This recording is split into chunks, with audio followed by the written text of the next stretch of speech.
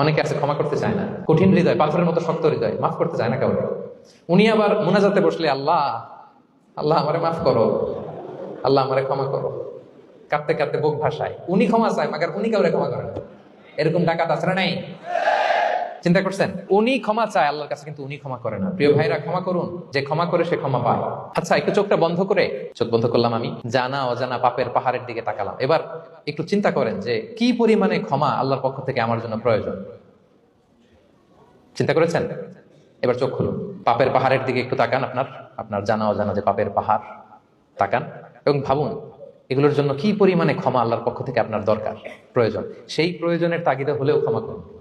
খেয়াল রাখবেন, যে ক্ষমা করে সে ক্ষমা পায়, যে অন্যকে ক্ষমা করে না সে ক্ষমা পায় না।